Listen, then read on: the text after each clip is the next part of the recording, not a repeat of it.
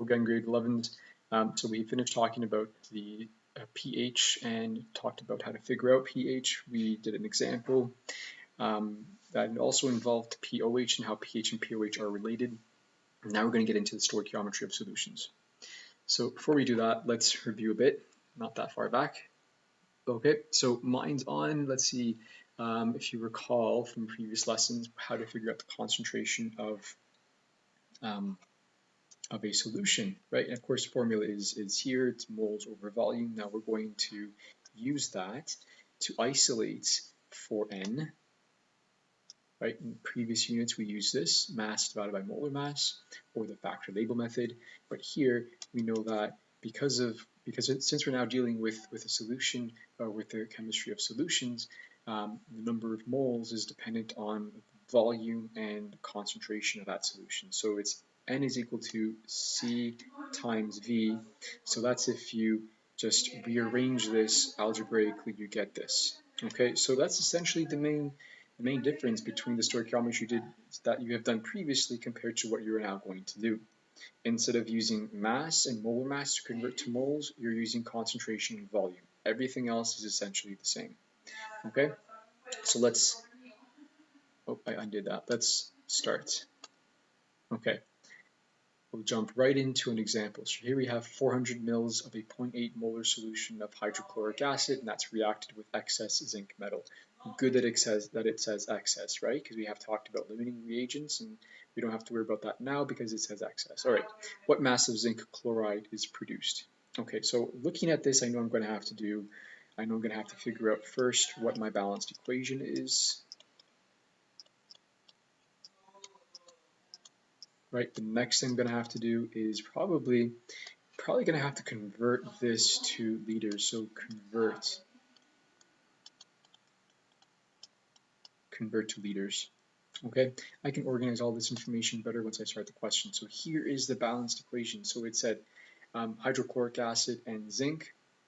It also said you need to figure out what mass of zinc chloride is produced. So we're looking to figure out what that is. That is all you actually need to figure out what the full equation is. We know that if you put a metal into an acid, you get hydrogen gas. That's usually the case.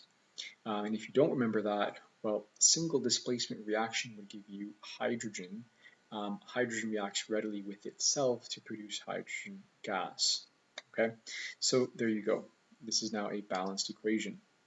Next, we're going to need to solve for, just like the stoichiometry you did in the last unit, you're going to have to figure out how many moles you have.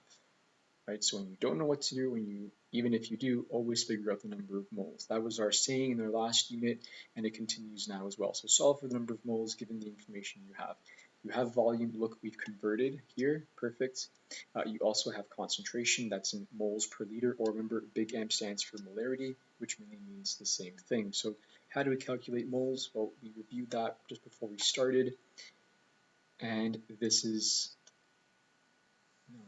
I have it hidden behind here, or there we go. Okay, so moles equal to concentration times volume. Here's our concentration value. Notice how our units cancel out. We multiply that by 0.4, not 400, because you had to convert to the right units.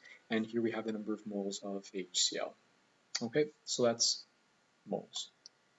Now it becomes a question that you're used to seeing. So we have the number of moles of reactant. We want the number of moles of something else. In this case, it's zinc chloride product. Now, how do we go from one to the other? Well, you know a few ways. You know that you can use a factor label method, you can use a proportion method, or I think you know now enough that with since and therefore statements, you can simply say, since it's a 2-to-1 ratio, so since it's a 2-to-1 ratio, then all you need to do is divide, well, operation on the wrong side, of course. So all you need to do is take that number and that concentration and divide that by 2, right? And you would get your answer. So here I prefer the factor label.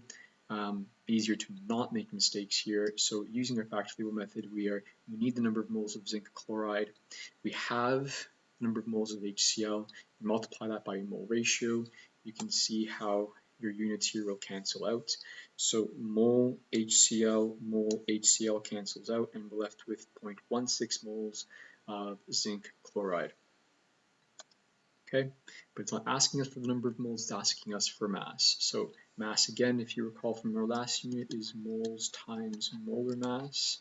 So here we now have the correct number of moles as we determined through a bit of stoichiometry times the molar mass you can find through a periodic table, and this is the value for the mass of zinc chloride, right, rounded to the nearest third sig fig, 21.8 grams.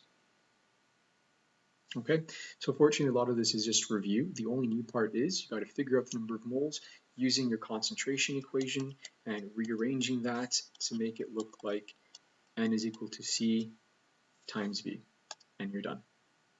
Okay, that's your practice. So page 449, questions 1 to 9, you have a stoichiometry worksheet that's great for this unit. So go to the solutions unit, click on stoichiometry worksheet, and there it is. An extra practice is your pH worksheet that I mentioned in the previous video. Hope this helps.